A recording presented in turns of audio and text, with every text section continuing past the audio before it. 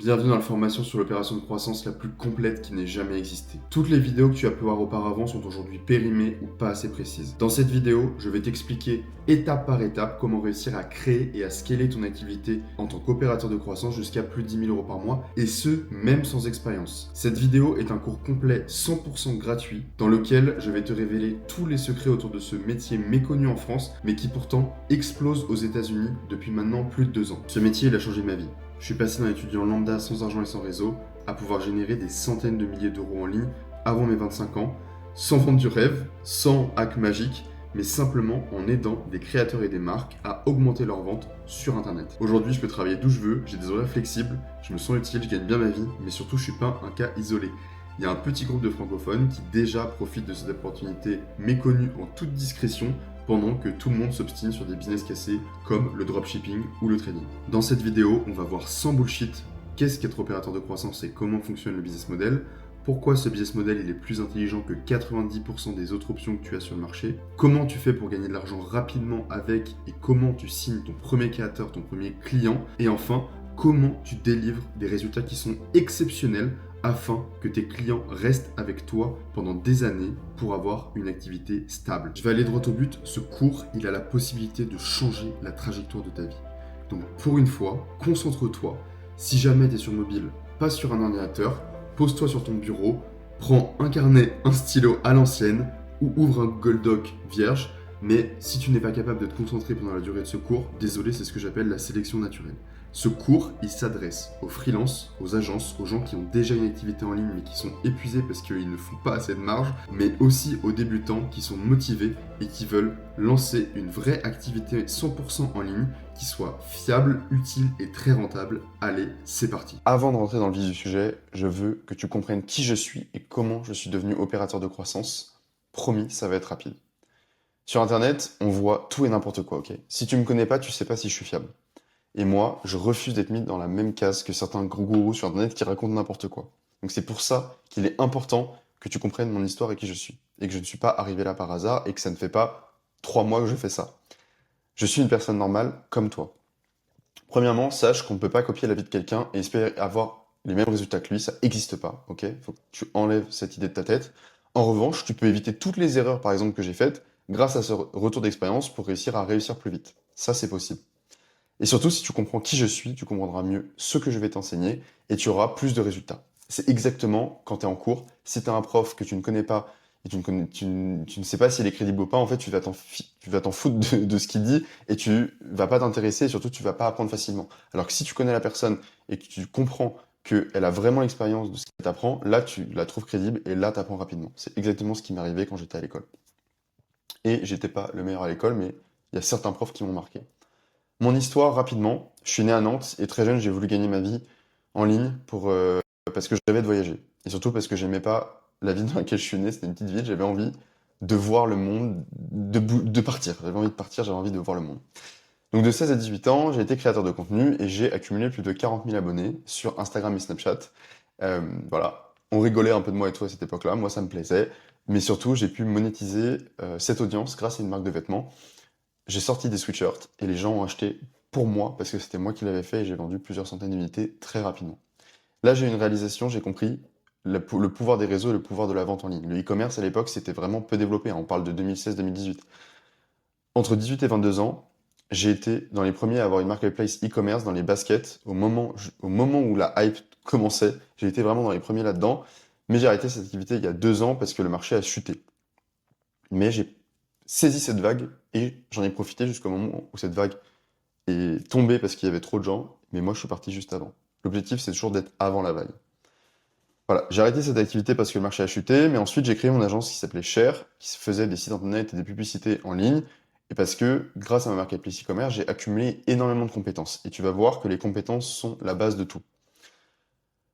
À 25 ans, j'ai décidé de faire un pivot et d'utiliser les mêmes compétences, mais pour aider cette fois-ci des créateurs à monétiser leur audience. Donc je fais aujourd'hui la même chose que ce que je faisais avant, enfin presque, mais juste pour des personnes différentes. Et le fait d'aider des créateurs, c'est ce qu'on appelle l'opération de croissance, parce que j'ai détecté cette vague qui est en train, qui est déjà active aux États-Unis, mais qui est en train d'arriver en France. Et donc, je me suis placé sur ça. Ce que tu vas aussi peut-être pouvoir faire. Aujourd'hui, mon agence, elle s'appelle Créapreneurs. J'ai accompagné plus de 30 marques e-commerce et une dizaine de créateurs et tu peux aller voir sur Internet ce que je fais, ma société en France, mon agence, je ne cache rien, tu peux voir qui sont mes clients, etc. Il n'y a aucun souci. À force d'apprentissage et de travail, j'ai pu réaliser l'un de mes rêves qui était de voyager. J'ai pu habiter à New York pendant 4 mois.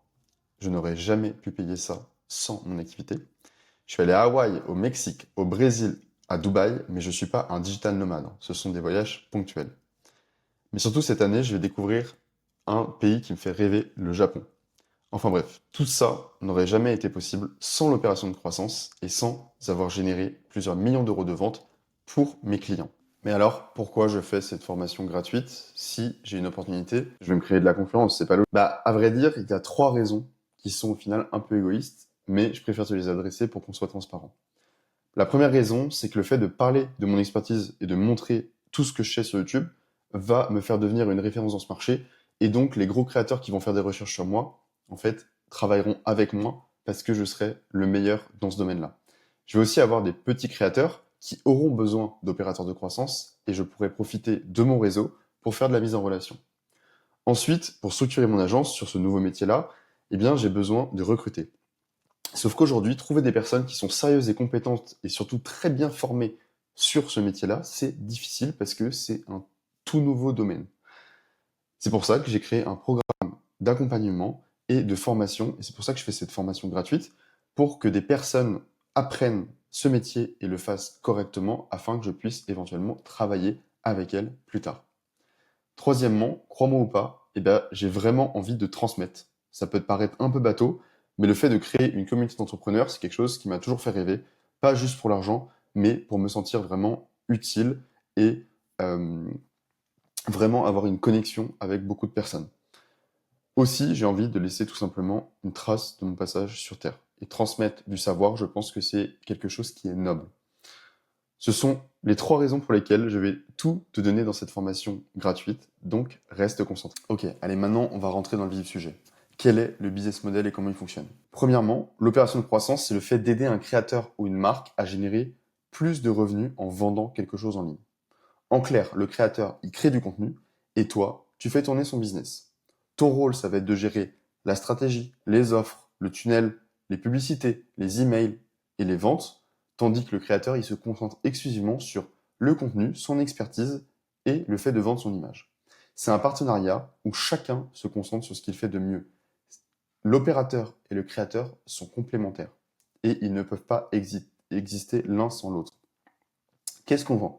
On va principalement vendre des produits digitaux ou parfois des produits physiques e-commerce à très forte marge. Donc, qu'est-ce qu'un produit digital? C'est le fait de vendre de la connaissance en ligne. Une formation vidéo, un coaching individuel, un coaching de groupe, une communauté payante, un e-book, même si le format il est moins populaire aujourd'hui, il est un peu dépassé. Il n'y a pas de meilleur type d'offre, ok? L'offre que tu fais, elle doit être adaptée en fonction du créateur avec qui tu travailles et en fonction de son audience. Par exemple, pour une marque e-commerce, il y a une règle qui est simple, c'est travailler exclusivement avec des produits sur lesquels il y a des super marges. Sinon, ça va être impossible d'être rentable. Mais on va voir tout ça après. L'état d'esprit à avoir quand on veut être opérateur de croissance, c'est d'avoir un deal qui est win-win. Pourquoi être partenaire d'un créateur au lieu de créer toi-même du contenu? Eh bien, construire une audience, ça prend énormément de temps. Créer et vendre des offres quand tu débutes, c'est très complexe sans audience puisque tu n'as pas d'audience ni d'expertise ni de la crédibilité. Tu peux gagner plus d'argent plus vite si tu gères par exemple plusieurs créateurs plutôt que d'essayer de faire tout le travail toi-même. Le mieux dans tout ça, c'est que tu accumules un nombre de compétences énorme et qui va être bénéfique à vie. Et si un jour tu veux lancer tes propres offres, eh bien tu pourras avoir des résultats très rapidement. Parce que tu auras accumulé l'expérience grâce à ça.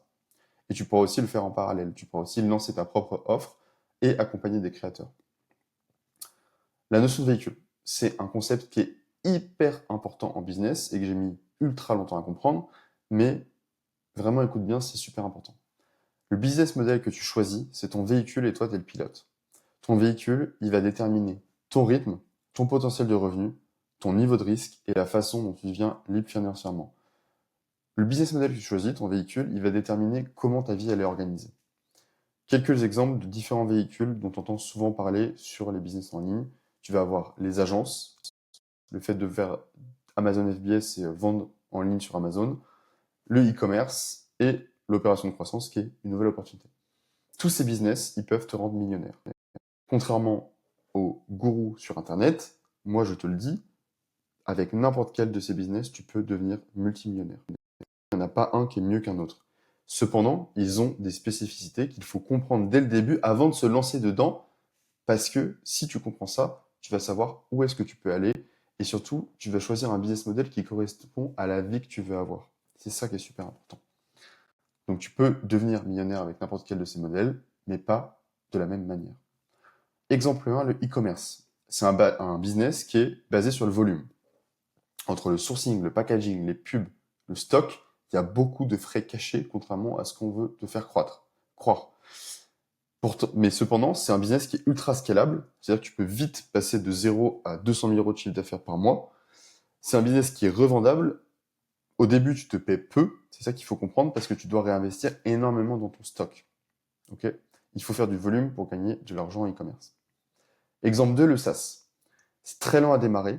Tu te paies souvent 0 au début. C'est un business qui est complexe à faire décoller parce que techniquement, il faut soit être développeur soi-même, soit avoir un développeur de confiance qui est très fort. Et financièrement aussi, du coup, c'est un business qui est assez complexe parce que tu dois, vu que tu vends des abonnements mensuels, il faut que les personnes restent. Et donc souvent, on appelle ce que tu appelles du churn. Et le churn, c'est le fait que les personnes s'abonnent, se désabonnent, s'abonnent, se désabonnent. Et donc, tu es en constante recherche de nouveaux utilisateurs. Ce qui fait que c'est un business qui est assez challengeant. Après, évidemment, il y a des spécificités. Il y a des SaaS sur lesquels il y a peu de churn et d'autres sur lesquels, voilà, bref, tu connais. Mais surtout, si tu vas au bout, tu peux faire un exit à plusieurs millions, sauf que si tu vas pas au bout, bah, t'es reparti à la case départ et t'es broke. Donc c'est un peu, c'est un peu le casino finalement. Donc c'est plus quelque chose pour moi, c'est un des business models les plus complexes qu'il y a. Et c'est contrairement à ce qu'on essaie de te vendre, c'est pas un business pour débutants, c'est plutôt un business pour quelqu'un qui a déjà gagné beaucoup d'argent et qui comprend surtout comment le business fonctionne. Exemple 3, l'opérateur de croissance. Pour moi, c'est le meilleur business model parce que tu vas combiner les avantages d'une agence, avoir du cash flow fort, donc gagner beaucoup d'argent, beaucoup de marge, beaucoup de bénéfices directement dans ta poche, parce que tu as très peu de coûts.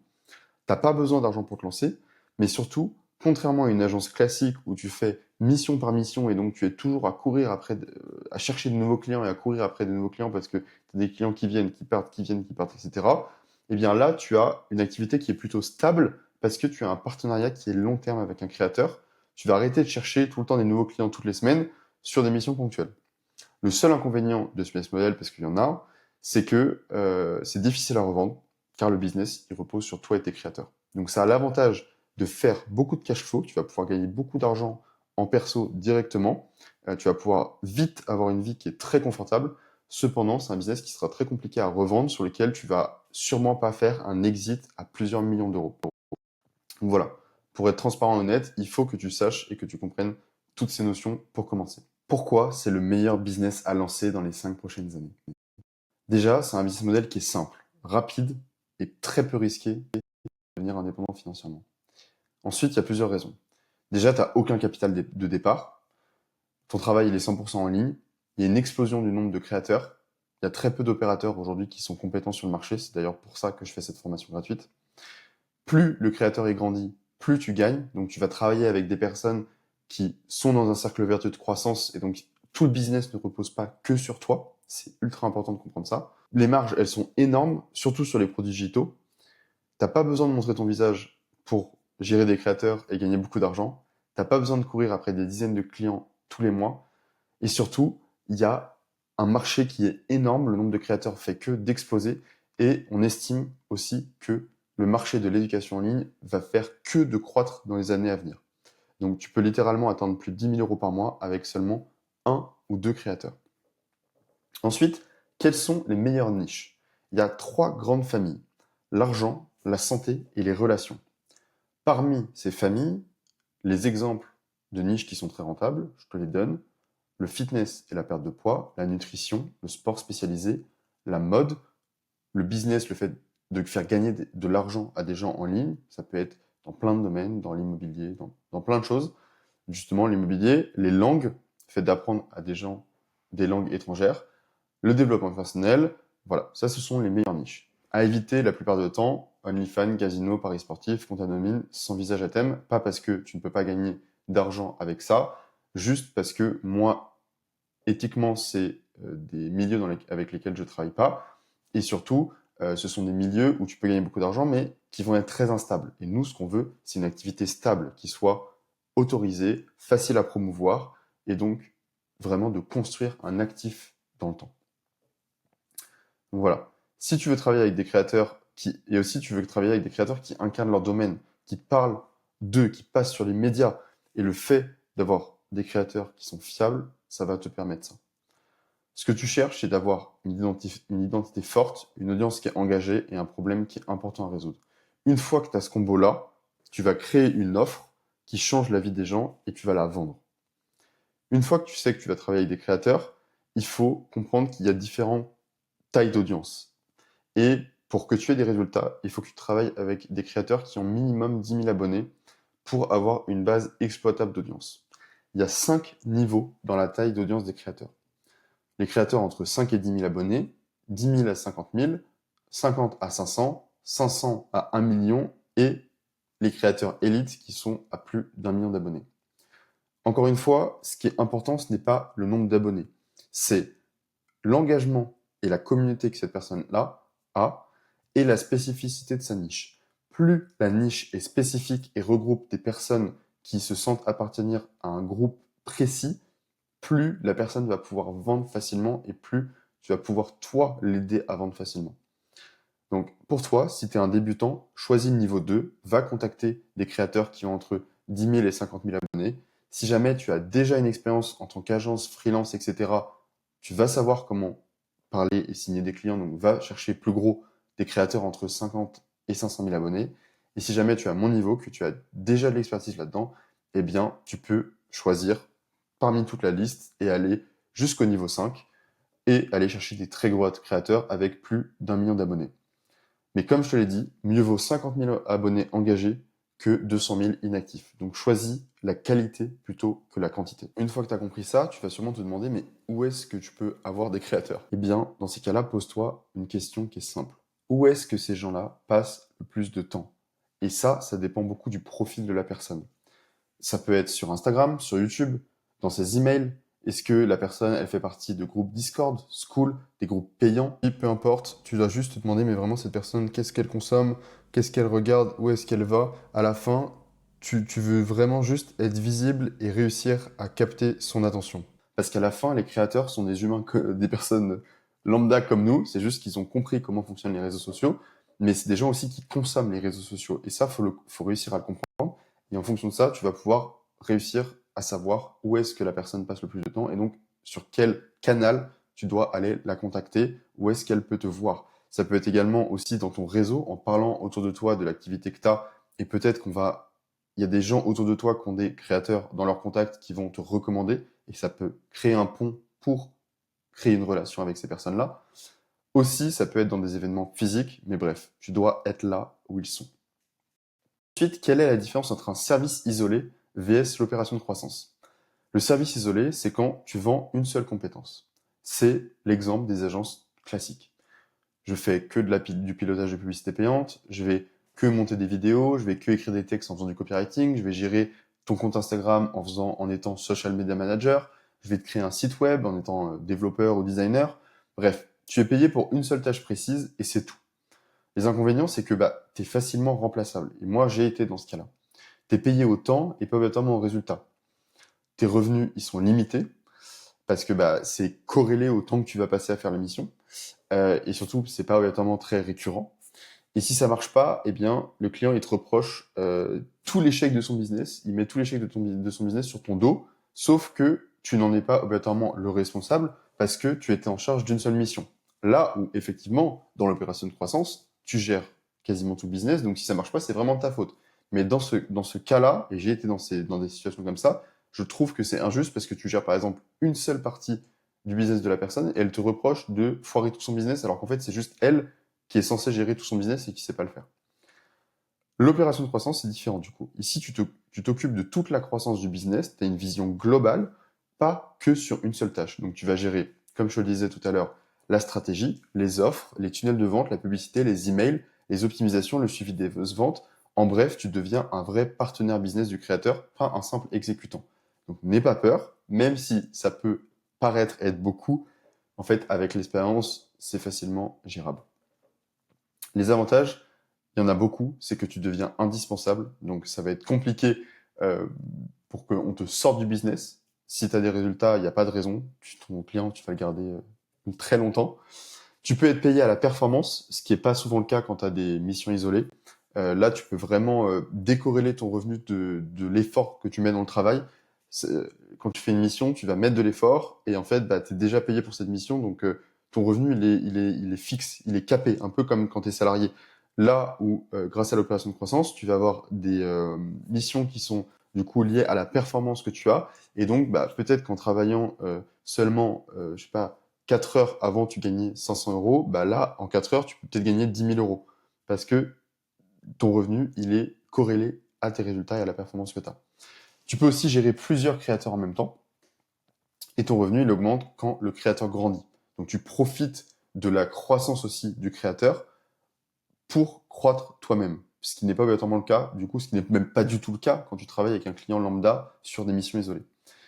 Tu as beaucoup plus de contrôle sur tes résultats, ce qui fait que tu peux gagner beaucoup plus d'argent. Tu deviens réellement indispensable au business de la personne. Maintenant, on va voir comment tu peux réussir à signer ton premier client. C'est une étape super importante, donc reste bien concentré et prends des notes. Premièrement, il y a ce que j'appelle la prospection chaude. C'est une des méthodes les plus efficaces. C'est le fait de contacter un créateur par email ou par DM, mais pas en froid, pas comme tout le monde.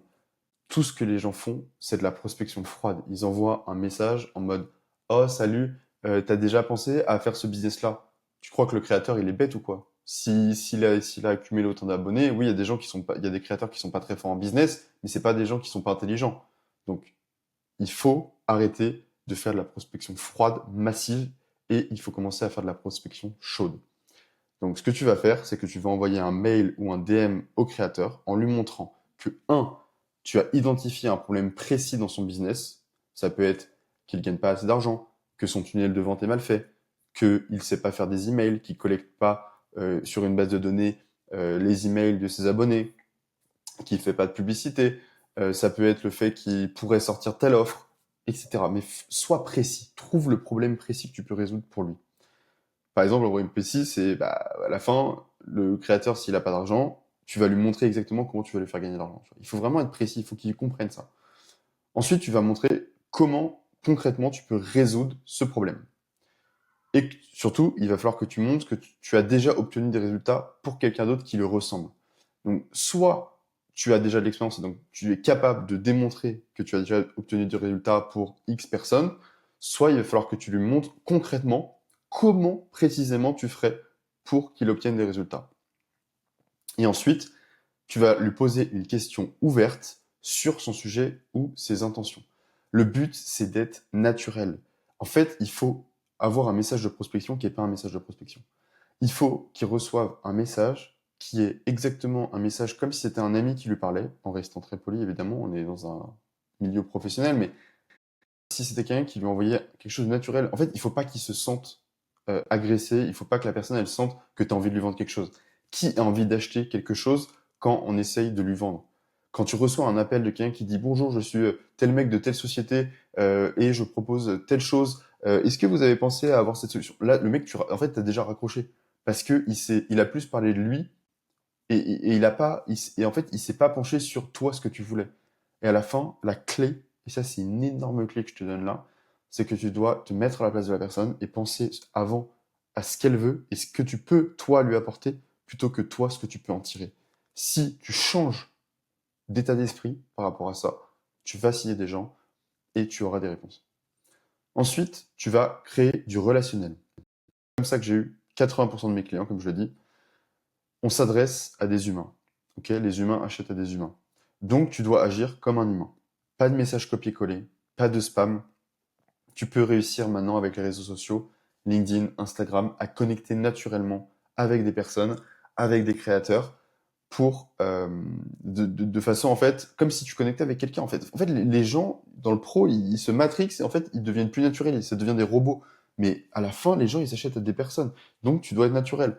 tu t'abonnes à la personne, tu likes ses posts, tu commentes intelligemment, tu lui dis dans ses DM comment tu pourrais l'aider sans avoir, par exemple, une intention de vente directement.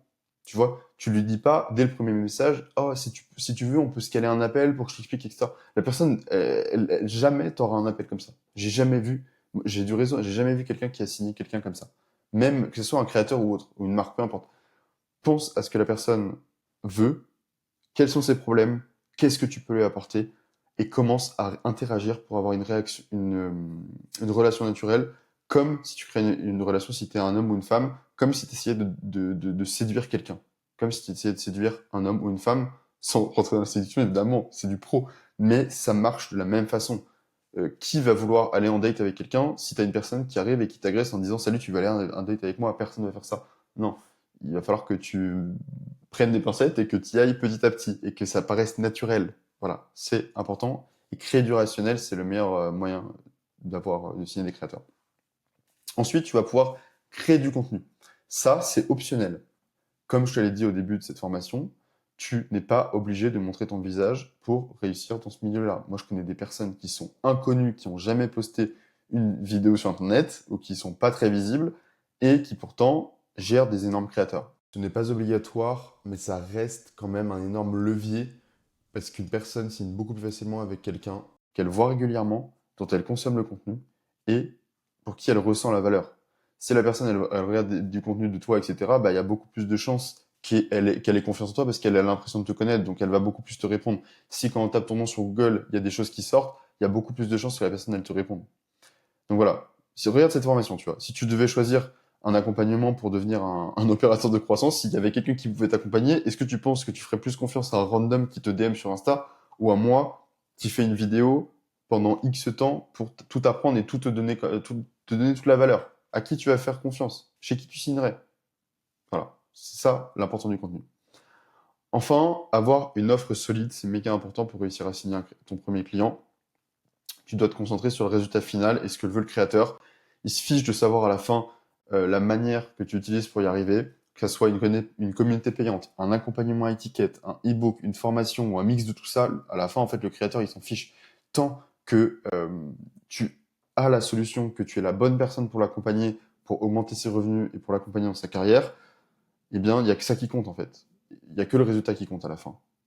C'est pas que, il y a surtout beaucoup de créateurs qui ne savent même pas la différence entre quels sont les avantages d'avoir un accompagnement high ticket. Il y a des gens même qui savent même pas ce que ça veut dire. High ticket, c'est quelque chose de très niché. Ou avoir une communauté payante. Bref, ce qui importe, c'est pas ce que tu vends à la finalité, c'est le résultat final que la personne l'obtient et qu'elle comprenne que tu es la bonne personne pour l'aider à atteindre ce résultat. À la fin, tu vends une transformation. Ton offre, c'est le pont entre la situation A, où le créateur, il est frustré et broke, ou il gagne déjà de l'argent, mais il sait qu'il a un potentiel qu'il peut aller exploiter, mais il n'arrive pas à l'exploiter parce qu'il n'a pas les connaissances business dessus, parce que c'est pas son métier de faire ça. Et la situation B, où il gagne bien sa vie, il se sent libre, il peut se concentrer et il peut, voilà, se concentrer sur ce qu'il aime, c'est-à-dire créer. J'insiste sur ça, mais il est hyper important vraiment que tu comprennes ce que le créateur il veut réellement. Et évidemment, il veut gagner plus d'argent. Ok, tout le monde veut gagner plus d'argent, mais qu'est-ce qu'il veut au fond de vraiment de lui. Et souvent, ce qu'il veut, c'est avoir une source de revenus qui est stable, ne plus être dépendant d'une seule plateforme. Par exemple, s'il est sur Instagram, eh bien, il va vouloir créer un écosystème de contenu où tu vas avoir Instagram, YouTube et d'autres réseaux, par exemple, et pouvoir du coup de ça découler plusieurs sources de revenus qui ne sont pas que liées, par exemple, à des placements de produits, pour que si un jour ça s'arrête ou que je sais pas le compte saute ou peu importe ce qui se passe, il puisse avoir de la stabilité dans ses revenus. Ensuite, il veut surtout ne plus jamais avoir à retourner dans un job classique. Ça, c'est évident quand tu viens d'un job classique et qu'au final, tu as réussi à t'extraire de cette condition-là et que tu vis de ta passion, bah, en fait, revenir dans un job classique, c'est ton plus grand...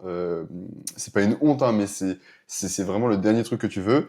Et ça peut être un argument émotionnel que tu peux mettre en avant pour voilà, montrer que bah, le fait d'avoir des revenus stables, le fait de créer des sources de revenus, etc., te permettra de jamais retourner dans un job classique. Et si toi-même, tu deviens opérateur de croissance ou si tu l'es déjà, bah, tu connais ces sentiments d'indépendance et le fait que même si parfois tu travailles plus que des jobs classiques, bah, après tu as aussi la possibilité de... Tout le monde ne gagne pas mieux sa vie que des jobs classiques, hein, mais tu as la possibilité de gagner vraiment beaucoup, beaucoup plus, bah, donc tu le fais pour toi, mais retourner dans un job classique, si tu as connu ça, c'est un truc que tu veux pas. Et par exemple, moi, j'ai jamais eu de CDI, si jamais, j'ai jamais eu de CDI, mais vu que j'ai été en alternance, ben je sais que j'ai plus jamais envie de retourner dans un job classique. Et aujourd'hui, je vais tout faire pour rester indépendant. Donc voilà. Ensuite, tu peux aussi le créateur, ce qu'il veut, c'est continuer à créer du contenu. C'est ce qu'il aime vraiment faire, pendant que toi, tu gères son business dans l'ombre. C'est ça que tu dois vraiment présenter. Tu es son homme de l'ombre, son bras droit. C'est essentiel de comprendre ça. Enfin, quel est son rôle? Donc, pardon, quel est ton rôle? Je m'y perds à force.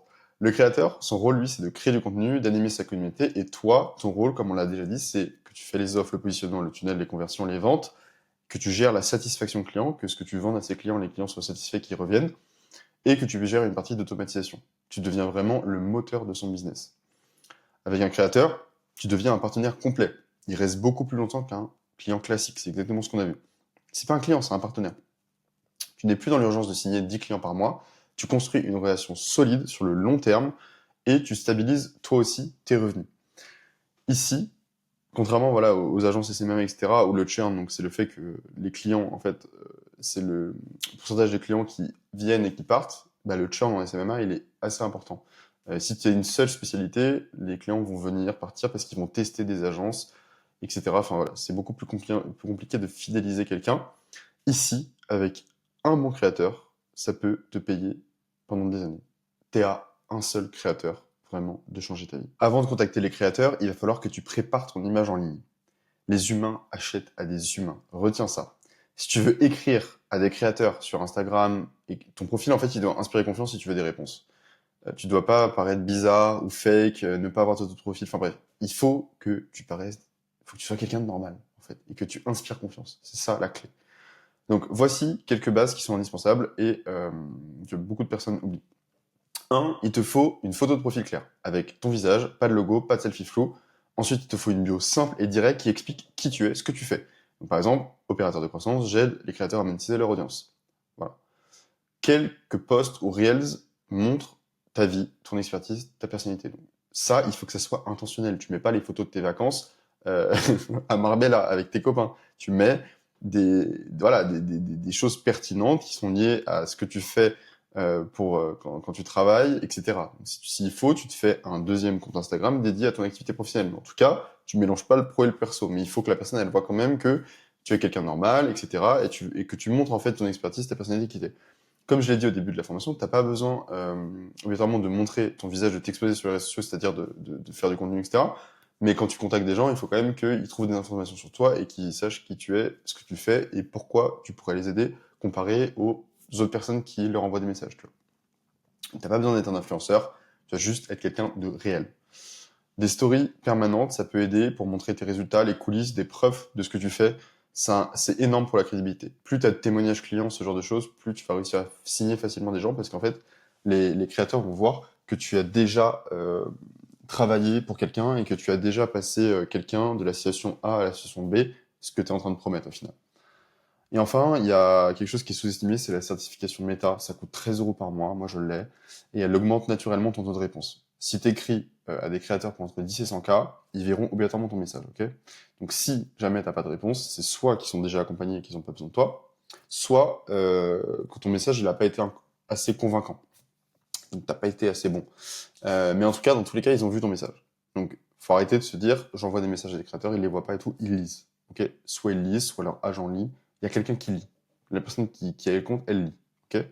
Donc ton profil, il doit dire une seule chose. Je suis une vraie personne, compétente, et tu peux me faire confiance. La confiance, c'est la base de tout dans n'importe quelle relation commerciale.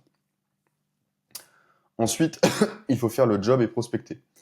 C'est là où c'est la partie chiante que personne fait, mais il y a un moment, il faut aller chercher les clients. Donc, voici un script qui peut t'aider sans jamais vraiment faire de copier-coller. Parce qu'en gros, si tu fais du copier-coller bêtement comme un robot, c'est ce que tout le monde fait, c'est la prospection froide, et ça ne fonctionne pas. Tes messages, ils doivent être vraiment personnalisés, humains et précis sur le problème de la personne. Si tu ressembles à un robot, c'est fini, il n'y a pas de confiance, tu n'auras pas de clients, c'est fini. Donc, je te mets un exemple, un framework, un exemple de conversation. Ce qui est hyper important, c'est d'essayer d'avoir des conversations qui sont plutôt naturelles. Donc ça peut être par exemple, tu DM quelqu'un, tu veux dire hey ça va, je m'appelle Nana, j'adore ton contenu, et tu fais ça depuis combien de temps? C'est un peu bateau, donc tu peux tester mais ça fonctionne pas tout le temps. Tu peux aussi, en fait, l'important c'est de poser une question ouverte sur la personne. Et c'est volontaire que le message il soit comme ça. C'est qu'en fait tu dois poser une question ouverte qui prouve que tu t'es intéressé au profil de la personne et qui prouve que tu n'as pas passé juste 2 minutes sur son profil pour la DM, tu vois. Faut que tu montres que tu as fait des recherches et ça peut être par exemple une référence à un de ses contenus, ça peut être voilà, une référence à quelque chose qu'elle a fait auparavant, etc. Ensuite, tu vas attendre une réponse. Donc, si tu as une réponse, la personne souvent elle va te remercier et tout parce que pas sur les très gros créateurs, mais sur les créateurs de ta moyenne, les gens ont de la proximité avec leur audience, donc ils aiment avoir ce lien-là. Ici, toi, tu vas devoir répondre et tu vas dire voilà. Et donc là, tu vas exposer le problème et voilà, et tu vas intriguer la personne. Tu exposes concrètement son problème. Tu lui dis qu'est-ce qu'elle pourrait faire, quel est son problème, et ensuite tu pourras présenter la solution. Tu vois. Donc une fois qu'elle t'a répondu, là, tu pitches ce que tu proposes, mais tu parles uniquement de lui, de ses objectifs et de comment tu peux lui apporter, pas en disant moi je fais ci, moi je fais ça, moi je suis expert. La personne elle s'en fiche de toi, ok. Elle veut juste. Les gens sont égoïstes. La seule chose qui importe la personne qui est en face de toi, c'est ce que tu peux lui apporter au début quand elle te connaît pas, quand il n'y a pas d'émotion. Donc voilà, tu parles de ses gains et tu parles pas de toi. Ensuite, tu continues la discussion et si tu sens que ça accroche, là, tu proposes un appel, ok. Mais c'est pas un appel de vente. Tu fais un appel pour l'aider vraiment. Pour comment tu peux l'aider. Et pour maximiser ton nombre de réservations d'appels de découverte, tu peux lui dire que tu travailles à la performance, au pourcentage. C'est quelque chose qui marche bien. Les créateurs, ils adorent parce qu'en gros, ils savent qu'ils vont pas avoir à sortir de l'argent tout de suite. Il y a moins de friction et donc plus d'appels. Ça, c'est plutôt en général quand tu es débutant. Mais même moi, aujourd'hui, je le propose toujours. Hein. Je travaille parfois 100% de pourcentage avec des clients. Ça dépend évidemment du client et de la mission. Enfin, de toutes les missions qui doivent être faites. Mets-toi toujours à leur place, parle de ce que tu peux leur apporter, jamais de toi. Fais des vraies recherches sur la personne avant d'envoyer un message, c'est exactement ce que je te disais. C'est ce qui te différencie de 99% des gens qui s'en fichent et qui en fait DM des gens sans réfléchir. Si la personne elle accepte l'appel, tu demandes pas quand est-ce que tu es dispo. Ok, je te donne un hack. Là, c'est vraiment un hack. Tu proposes 2 créneaux. Donc, tu dis, je peux être dispo mardi 7h ou mercredi 10h. Qu'est-ce qui t'arrange? Tu vois? Et là, en fait, la personne, elle passe de se demander, est-ce que je prends un appel avec lui vraiment ou pas, à quand est-ce que je le prends? Et ça change tout. Enfin, combien tu peux espérer gagner?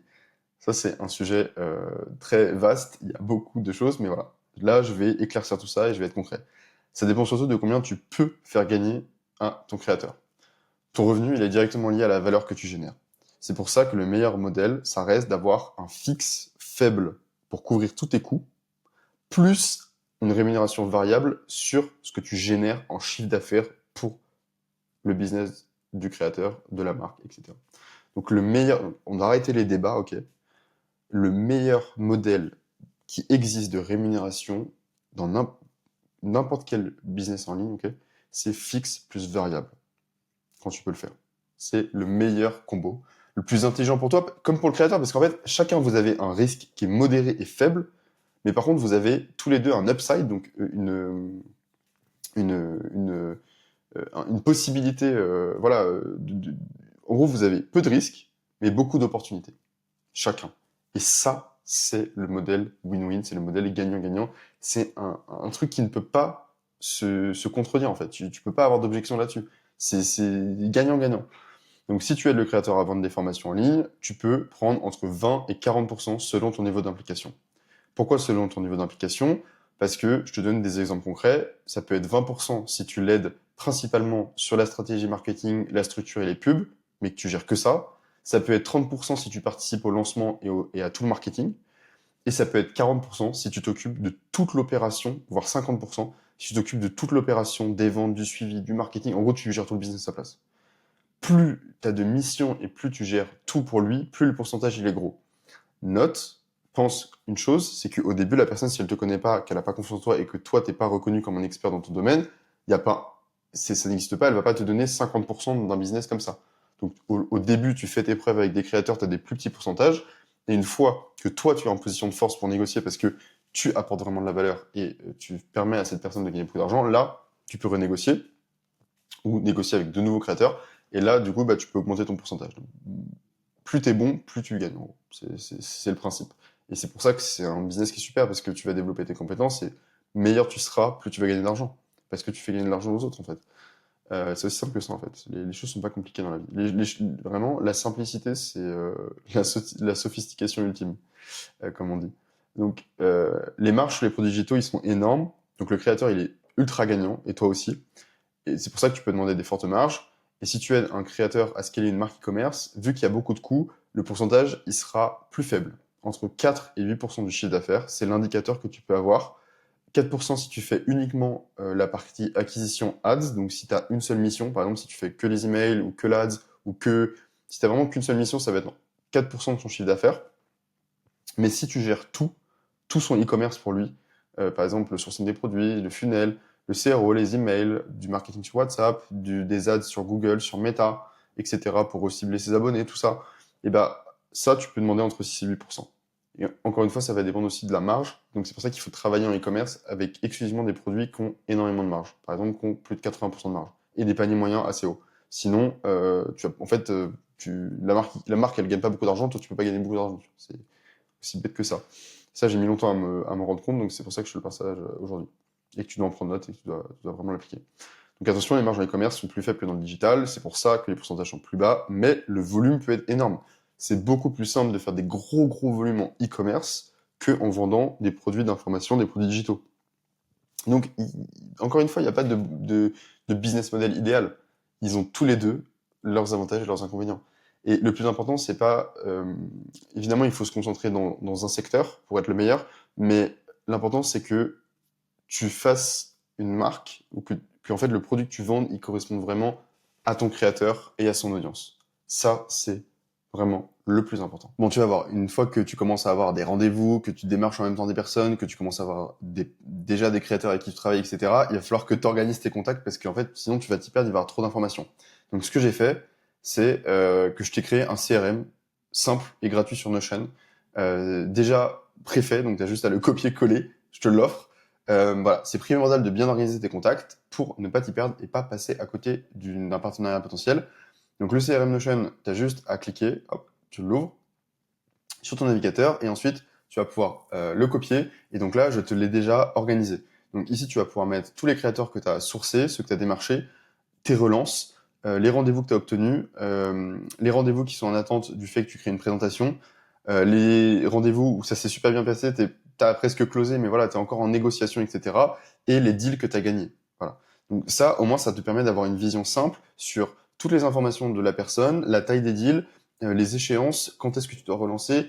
Bref, il faut que tu aies un CRM, un Customer Relationship Management software, pour vraiment organiser tout ça. Et là, je te l'offre. Donc, tu as juste à cliquer sur le lien, tu copies-colles, et c'est simple. Donc, une fois que tu as signé plusieurs créateurs et que tu délivres, embauches, voilà, tu as des assistants de personnel, etc., bah voilà, il faut vraiment que toi, tu te concentres uniquement sur les appels de vente. C'est ton vrai travail d'opérateur. Toi, tu dois faire deux choses vraiment, c'est rentrer des créateurs et t'assurer que, le fait de délivrer se passe bien. C'est vraiment tes deux jobs. Et ensuite, il faut vraiment que tout ton process sales il soit super bien organisé, parce que sinon tu vas vite t'y perdre et ça va être le bordel. Et là, tu vas pouvoir. Et malheureusement, si tu es pas organisé, tu vas perdre tes créateurs. Et là, c'est vraiment la pire chose qui puisse arriver. Donc, utilise ce CRM. Enfin, comment accueillir et bien délivrer une fois que tu as vendu. Donc là, on parle vraiment d'un business long terme. Et n'importe quel business long terme, il a un seul objectif. Et c'est quelque chose. En fait, c'est ça le problème. C'est que par exemple, le dropshipping ou des business qui sont où le client est pas valorisé à sa juste valeur, bah en fait, on trompe un peu le client parfois, et le client, il se sent lésé, et donc en fait, il achète une fois, mais il ne revient pas parce qu'il n'est pas satisfait. Alors que n'importe quel business fiable et rentable, et n'importe quel bon business est basé sur la récurrence d'achat, sur le fait que les gens achètent et continuent à acheter dans le temps. Tu regardes les marques de boissons, Coca-Cola, pourquoi ça marche autant? Parce que les gens, ils consomment du Coca tous les jours. Pourquoi ça marche autant les business de software, d'abonnement sur des logiciels? Parce que les gens, ils continuent de mois en mois. N'importe quel business, il est basé sur la satisfaction client. Pourquoi Amazon, c'est le plus gros site e-commerce du monde? Parce que sur Amazon, tu as une expérience de fou. C'est-à-dire que tu as envie de renvoyer un produit, tout est hyper bien fait, tu fais 3 clics et bam, tu renvoies. Enfin, la satisfaction client, c'est vraiment l'élément le plus négligé parmi les personnes qui débutent ou qui sont intermédiaires dans le business, alors que pourtant c'est la clé c'est une clé de fortune en fait. Vraiment, il vaut mieux avoir, comme on dit, 100 fans que 1000 acheteurs, tu vois. C'est-à-dire que les fans, ils vont acheter, racheter, racheter, racheter et dépenser de plus en plus chez toi. Là où un acheteur juste ponctuel, c'est pas avec ça que tu vas vraiment gagner de l'argent, fais-moi confiance. Donc en tant qu'opérateur de croissance, tu es vraiment le CEO de l'ombre du créateur. Tu dois donc non seulement lui apporter des résultats, mais aussi t'assurer que ses propres clients en ont. En gros, tu dois t'assurer que ton client, qui est le créateur, soit heureux et satisfait de ton travail. Et il faut aussi que tu t'assures que les clients de ton créateur soient heureux, parce qu'à la fin, les clients de ton créateur, ça reste tes clients, vu que c'est toi qui aide la commercialisation et la distribution de ce que vend ton créateur. Donc, comme dans n'importe quelle relation, les premiers jours, ils sont décisifs. Le créateur, il t'a choisi parce qu'il manquait de structure ou de revenus. L'un ou l'autre. C'est tout le temps l'un ou l'autre. Tu dois rapidement lui prouver que tu as fait le bon choix, donc soit restructurer ce qu'il fait proprement rapidement, soit lui montrer que tu peux lui faire gagner de l'argent rapidement. Donc, comme on l'a déjà vu, tu as deux façons de faire gagner de l'argent et de monétiser une audience, vendre des produits e-commerce ou des produits digitaux. Pour savoir ce dont son audience a besoin, commence par demander directement à sa communauté. Ça, c'est un truc, pareil, c'est un conseil qui n'est pas appliqué, mais qui est ultra puissant. C'est que tu fasses un Typeform ou n'importe quel logiciel qui permet de faire des questionnaires en ligne. Et tu vas dire à ton créateur de diffuser en story ou par email s'il a une base de données existante. En gros, il va mettre un questionnaire en demandant aux gens ce qu'ils veulent. Voilà. Et est-ce qu'il serait intéressé par exemple, un programme, un produit digital? Est-ce qu'il serait intéressé par une marque e-commerce? Et en fait, le but, c'est au lieu de créer tout le produit, c'est de voir s'il y a déjà de la demande et après répondre à cette demande. En gros, tu réponds à la demande au lieu d'essayer de la créer. Et c'est la meilleure façon de faire du business.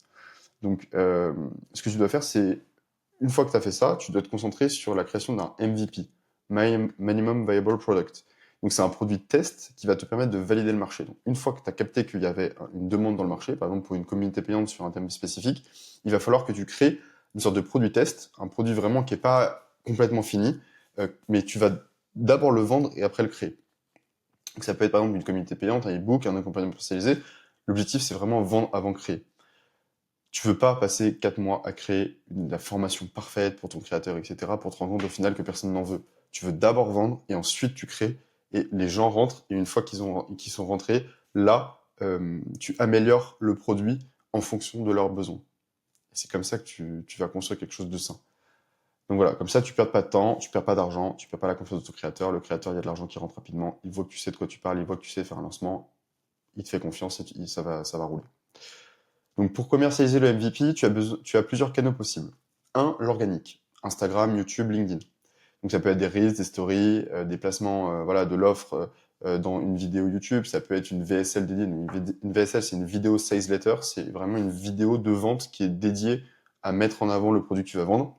C'est pas une vidéo de divertissement. Ou ça peut être sur LinkedIn, post, vidéo, etc. L'important, c'est pas la plateforme. C'est l'intensité de la communication et l'audience et d'identifier qu'il y a de l'attraction. Donc, ce qui est important, c'est pas maintenant que tu postes sur Insta, YouTube, LinkedIn, même si YouTube et Instagram sont quand même des très très bons moyens de convertir, enfin surtout YouTube. Mais l'important, c'est que vraiment, au moment où tu fais ta sortie, ton lancement, t'es vraiment beaucoup de contenu qui sortent, qui soit pertinent, ton contenu il est intentionnel. Ce qui importe vraiment, voilà, c'est voir que sur l'offre, il y a de l'attraction.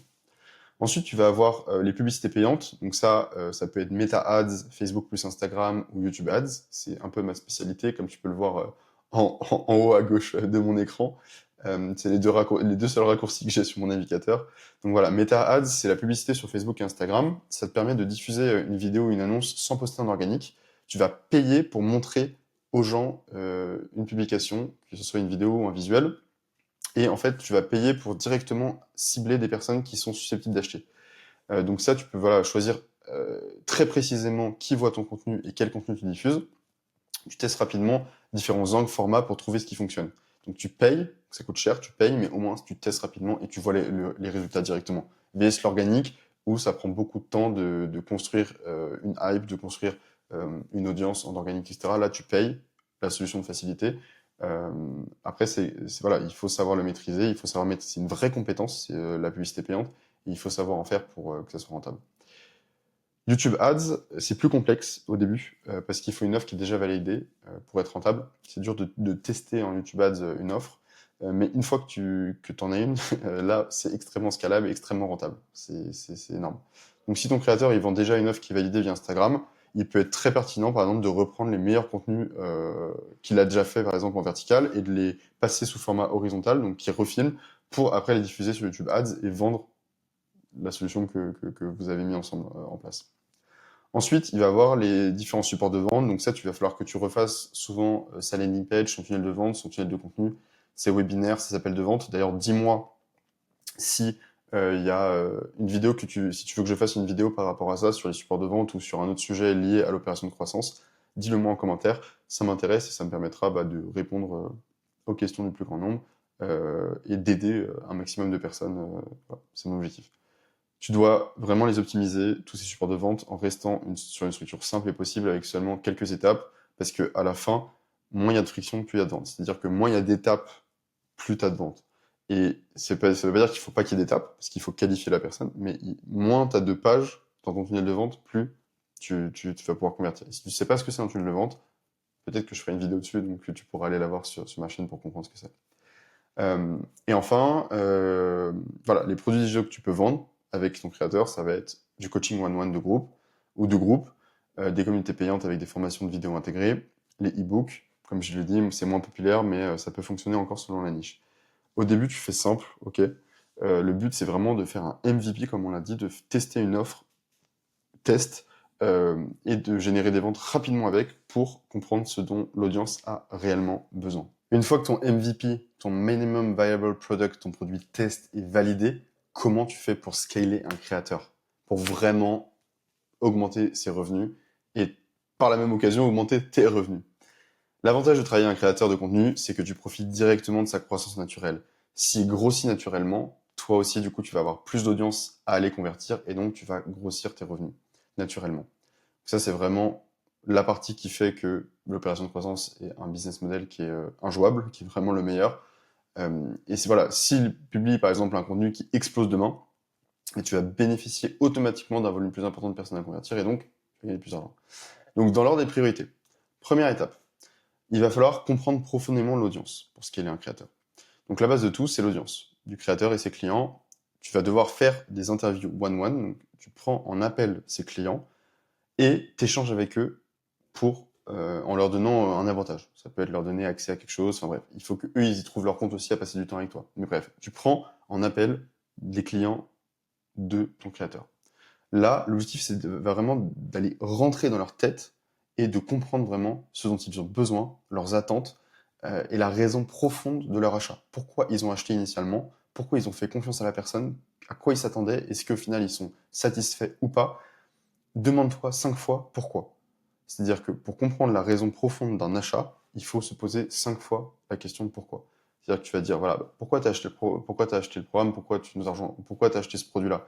La personne, elle va te dire une raison. Tu vas lui dire, pourquoi tu peux approfondir. Une fois, deux fois, trois fois, 5 fois, au bout de la 5e fois, tu as la vraie raison. Souvent, elle est émotionnelle, pas rationnelle. Donc voilà, ce qu'ils aimeraient aussi voir évoluer dans le programme ou la marque, c'est hyper important de co-construire ton programme avec le client.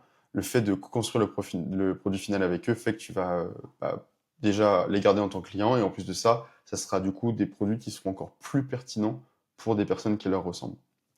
Étape 2, construire la version finale du produit. Une fois que tu as réalisé tes premières ventes, tu co-construis avec le créateur et les premiers clients, comme on l'a vu juste avant, et tu vas corriger toutes les erreurs du coup du MVP. Tu vas ajouter de nouvelles idées. Et du coup, ce qui est important, c'est que voilà, déjà, tu vas pas multiplier les offres, tu vas juste déjà construire le vrai programme. T'as vraiment besoin que d'une seule offre sur un seul sujet pour dépasser le million d'euros. Ok? T'as besoin vraiment que d'une seule offre. Fais pas 3000 offres, tu fais une offre, tu la lances, tu l'améliores et tu vas chercher du volume avec avant d'en ouvrir une autre. Donc, simplifie au maximum, sinon tu vas perdre. Donc voilà, tu construis la version finale de ton produit, tu as une seule version, une seule offre, un seul produit, et ensuite tu vas la distribuer au maximum, et une fois qu'elle sera épuisée, on va le voir, tu vas pouvoir switcher. Étape 3, il va falloir amplifier la distribution grâce au contenu et aux ads. Quand tu sais que quelque chose se vend et apporte vraiment du résultat aux clients et que les clients sont satisfaits, pourquoi ne pas le vendre au plus de personnes possible sur Terre? Et bien ça, le contenu et les ads, ce sont tes deux meilleurs alliés pour ça. Le contenu organique, c'est bien, mais les ads, c'est vraiment le truc le plus puissant. Donc une fois que ton produit il est validé, construit, etc., voilà, ton focus, c'est que la distribution, la satisfaction client.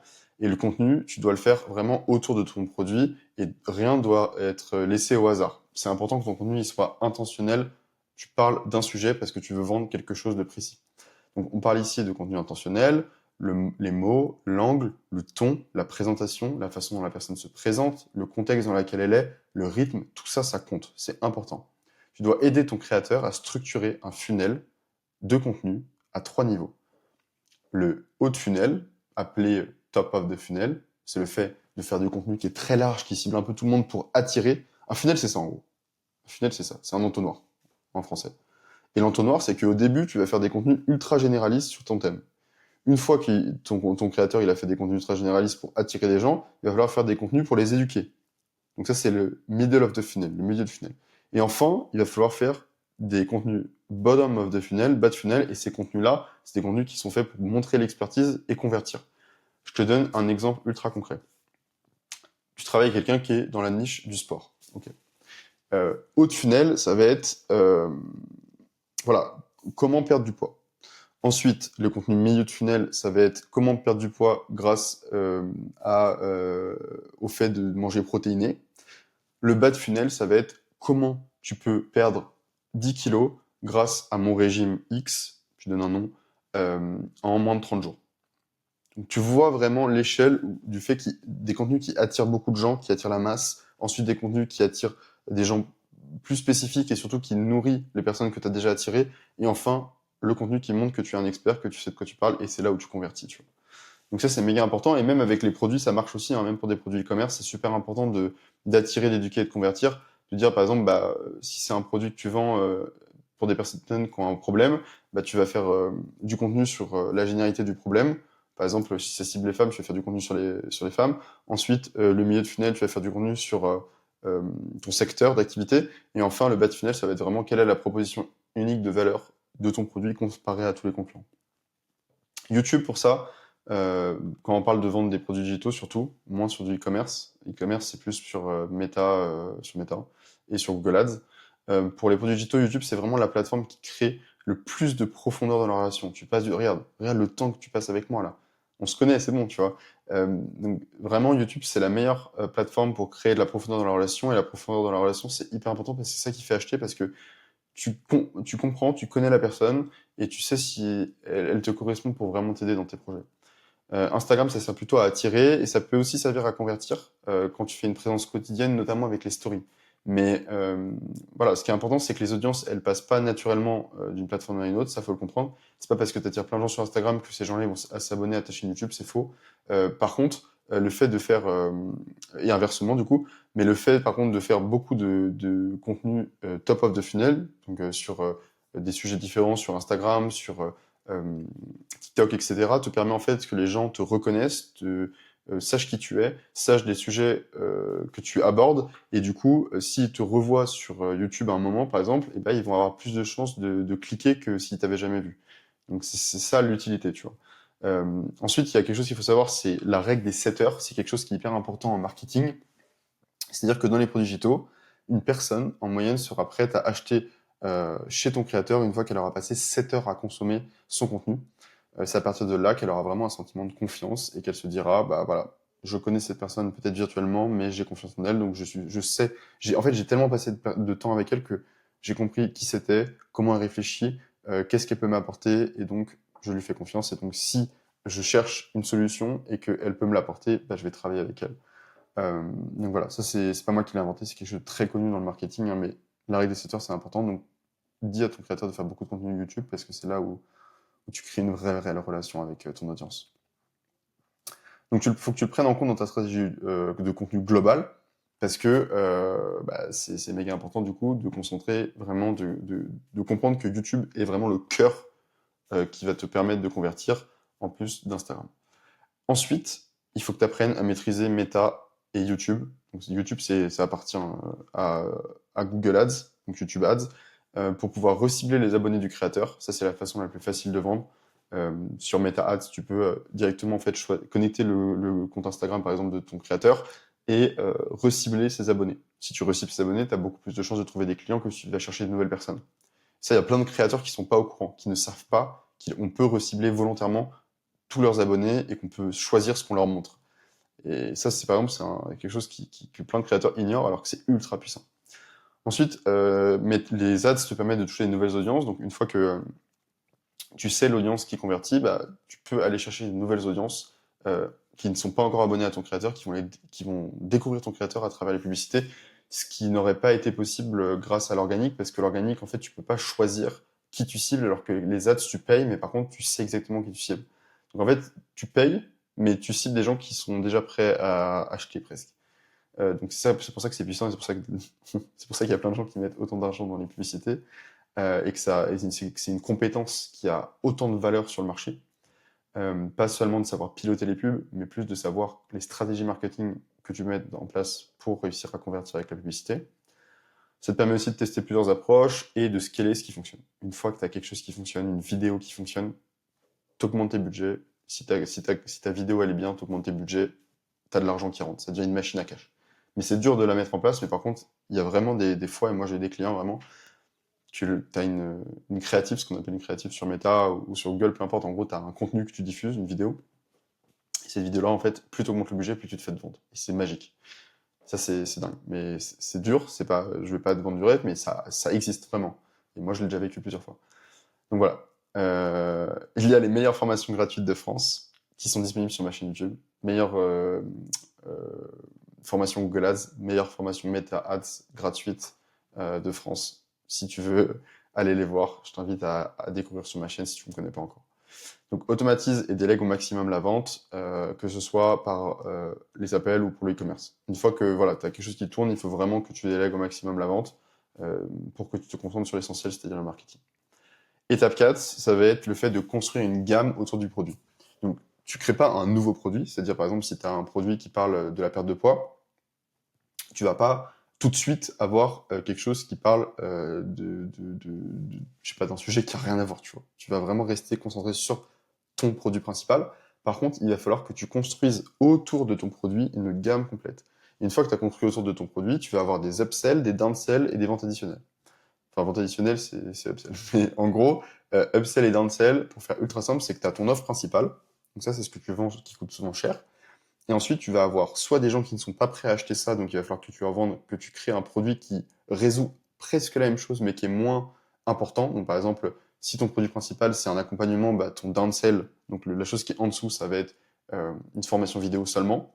Et il va falloir que tu aies un upsell, donc pour les gens qui ont déjà acheté ton offre principale et qui ont eu des résultats et pour qui ça fonctionnait, il va falloir que tu sois capable de réfléchir en avance à ce que tu vas leur vendre après. C'est-à-dire qu'il faut qu'il y ait des étapes. Il faut qu'en fait, ton client, il arrive, il part de là, et en fait, il va acheter, acheter, acheter, acheter, acheter, acheter, acheter, et du coup, dans cette continuité, tu augmentes sa valeur. Donc voilà, il faut de la vente additionnelle. L'objectif, c'est de maximiser la valeur de chaque prospect et de chaque client. Ça doit être ton obsession en tant qu'opérateur. L'étape 5, ça va être d'ouvrir d'autres offres quand l'audience principale est épuisée. Une fois que tu as ton produit principal, que tu as créé ta gamme et que vraiment tu as bombardé ton marché, tu as déjà vendu à tout ton marché, c'est fini, il va falloir que tu ouvres une nouvelle offre. Et là, pour ouvrir une nouvelle offre, tu l'ouvres uniquement déjà quand voilà, ton offre principale elle fonctionne parfaitement, etc. Ou quand ton audience elle a atteint sa saturation, ce qui arrive. Un exemple concret de ça, par exemple, c'est, tu vois, j'aide un coach sportif à vendre ses accompagnements de remise en forme. Après lui avoir généré plusieurs centaines de milliers d'euros, voire plusieurs millions d'euros, il pourrait très bien vendre des méthodes marketing à d'autres coachs sportifs pour leur expliquer comment il a fait, tu vois. Et ça, du coup, c'est une nouvelle offre qui n'a rien à voir, mais qui correspond aussi à la personal brand de la personne, parce que ce coach sportif, au final, est autant entrepreneur maintenant que coach sportif. Donc, tu crées vraiment un nouveau segment avec une nouvelle offre, sans cannibaliser la première, et du coup, tu vas faire du contenu intentionnel qui sera dédié à ça. Donc, mais ça, c'est vraiment l'étape finale. Parce que là, je t'explique comment tu fais pour scale. Et pour scale, il y a un moment, soit tu scales en vertical, donc en gros, tu as un créateur, une offre, et le mec, ou la femme, tu vas essayer de le pousser au maximum pour qu'il ait de plus en plus d'abonnés, de plus en plus de clients. Soit tu vas scaler en horizontal en ayant plusieurs créateurs dans plusieurs niches, ou soit les deux, mais surtout l'important c'est que dans les offres c'est la même chose. Tu peux très bien scaler une offre en verticale, te concentrer tous tes efforts sur cette offre-là, ou avoir plusieurs offres sur ton marché, et du coup diluer tes efforts là-dedans. Il n'y a pas de moins bonne ou de meilleure solution. Il n'y a que celle qui te convient et celle qui convient à ton créateur. Étape 6, déléguer. À ce stade, tu deviens l'architecte et plus seulement l'exécutant. Là où tu faisais tout, si tu as réussi à scaler, tu gagnes plus d'argent. Et si tu gagnes plus d'argent, tu es en capacité de payer des gens pour travailler avec toi sur des sujets. Et dans ces cas-là, tu vas pouvoir déléguer à, premièrement, des coachs qui délivrent à la place du créateur. Ensuite, des setters. Donc, des setters, ce sont des personnes qui envoient des messages pour essayer d'avoir des appels, pour réserver des appels. Donc, tu vas déléguer à des setters qui vont chauffer l'audience et détecter des gens qui seraient intéressés pour déclencher sur des appels. Et dans ces appels-là, eh bien, à la place que ce soit toi qui vendes, ce sera des closers pour les clients de ton créateur, de ton offre. Et ces closers sont des personnes qui, du coup, au téléphone, doivent réussir à convertir la personne qui est déjà intéressée en client et donc vraiment le faire signer. Et tu peux aussi avoir un copywriter, c'est une personne qui est spécialisée dans le fait d'écrire des textes de vente qui convertissent en clients, afin d'écrire les tunnels de vente, voilà, et certains contenus de ton créateur. Le but, c'est que, en fait, au début, tu fais tout pour lui, et à la fin, toi, tu es juste la personne qui pilote le global et qui va orchestrer tout son marketing et toute sa technologie afin d'augmenter ses revenus et de vendre en ligne. Tu diriges l'ensemble du système plutôt que d'exécuter tâche par tâche. Quelles sont les étapes pour aller encore plus loin? Avec cette formation gratuite, je t'ai tout donné. Tu as toutes les bases, tu as toutes les cartes en main pour devenir opérateur de croissance et générer tes premiers 10 000 euros de profit en ligne. Comme je te le disais au début de cette vidéo, j'ai plusieurs intérêts à faire une formation gratuite et à donner autant de valeur là où des personnes te vendraient cette formation-là. Premièrement, ça permet de crédibiliser mon expertise autour de ce sujet-là qui va me permettre de signer des plus gros créateurs. Ensuite, ça permet de former des personnes qui plus tard vont travailler avec moi. Et enfin, de vendre mes connaissances exactement comme je le fais pour mes créateurs. Maintenant que tu connais mon parcours, mon expertise, que tu sais qui je suis et que tu as compris que l'opération de croissance c'est vraiment un business qui est 100% en ligne et que c'est une opportunité en or, eh bien, si tu veux changer ta vie, il y a deux options qui s'offrent à toi. La première, c'est que tu rejoignes Ascension. Ascension, c'est mon programme dans lequel je t'accompagne à apprendre toutes les compétences pour aider des créateurs à monétiser leur audience et à scaler des marques. Tu vas pouvoir signer tes premiers clients, structurer ton activité, tu gagnes du temps grâce à des informations qui sont fiables, tu as un accès directement à moi, à mon expérience, à mon numéro, à mon WhatsApp si tu bloques, tu apprends des compétences à très forte valeur ajoutée qui sont utiles dans toute ta carrière. Apprendre à savoir faire des ads de façon professionnelle comme je le fais avec mon agence, créer des offres, des automatisations, des emails, des tunnels de vente, bref, tu apprends toutes les compétences pour pouvoir vendre des produits digitaux et des produits physiques en ligne. Tu accèdes aussi à mon réseau, aux personnes avec qui je travaille, à des créateurs que je ne peux pas gérer moi-même parce qu'ils sont trop petits pour mon agence. Tu payes pourquoi? Parce que tu vas gagner plusieurs années. Et comme on dit, le temps, c'est de l'argent. Donc si tu es vraiment motivé à lancer ce business et que tu veux être accompagné par les meilleurs en France dans ce sujet, eh bien clique sur le premier lien qui est en description ou le commentaire épinglé. Je préfère être clair avec toi. Le nombre de places, il est limité par mois, chaque mois, et c'est pas de la FOMO. Évidemment que ça reste une technique marketing, comme on l'a pu l'expliquer, mais là, c'est pas le cas. C'est-à-dire que moi, pour délivrer un accompagnement de qualité et pouvoir former correctement des personnes à un vrai métier qui est fiable, éthique et rentable, ça prend du temps. Donc, je ne suis pas capable d'avoir un nombre illimité de personnes. Donc, je sélectionne les personnes qui sont vraiment les plus motivées et qui vont vraiment travailler. Je veux des personnes qui sont motivées et surtout voilà, prêtes à travailler. Tu auras tous les outils pour réussir et changer ta vie afin de ne plus jamais avoir besoin d'argent. Donc si tu es prêt à changer ta vie, à prendre un chemin différent des autres pour avoir une vie différente, Ascension, c'est le meilleur pont entre ta situation actuelle, l'instabilité économique, et la prospérité. Clique sur le lien en description pour nous rejoindre. L'option numéro 2, c'est d'apprendre seul. Et c'est possible. Je ne vais pas dire comme les autres, c'est pas possible. C'est possible. Mais par contre, tu vas te heurter à des réalités qui sont assez violentes. Tu vas galérer à signer ton premier client, tu vas devoir trier des centaines d'informations trouvées sur YouTube et qui sont souvent en anglais parce qu'il y a très peu de personnes qui parlent de ce sujet-là. Si tu regardes en France, parce que c'est vraiment, on est aux prémices de ça, c'est le début, on est au début de la vague. Tu seras pas soutenu par des personnes quand ta motivation est à ton bras, c'est-à-dire qu'au début, tu es ultra motivé. Par exemple, là, je t'ai tout présenté, tu dois être hyper chaud, mais il y a un moment, si ta motivation, elle retombe pour n'importe quelle raison, n'importe quel événement qui se passe dans ta vie, bah, si tu abandonnes et que tu repars de la case départ, c'est quand même bête. Et surtout, tu n'auras pas l'occasion de rencontrer des personnes qui ont les mêmes ambitions que toi. Et on dit qu'on est la moyenne des 5 personnes autour de nous, c'est réel. Voilà, c'est pas impossible. J'en suis la preuve parce que voilà, j'y suis arrivé pendant très longtemps sans information et sans prendre de formation, d'accompagnement, etc. Mais au final, je me rends compte avec du recul que j'ai perdu énormément d'années et ça fait depuis 2 ans que j'investis énormément dans ma connaissance et c'est l'investissement le plus rentable que j'ai jamais fait. À chaque fois que j'augmente mes compétences et mes connaissances, mes revenus, ils font vraiment, ils augmentent vraiment vraiment très fortement. Donc, moi, en tout cas, c'est vraiment le meilleur investissement que je fais. Avec du recul, moi, voilà, je serais prêt à payer vraiment des dizaines de milliers d'euros pour pas revivre cette période et avoir directement les bonnes informations, les bonnes solutions et être guidé sur le bon chemin. Voilà, j'espère que cette formation t'a plu, qu'elle va grandement t'aider. Si jamais tu veux nous rejoindre, clique sur le lien en description. Je crois en toi et je te dis à la prochaine.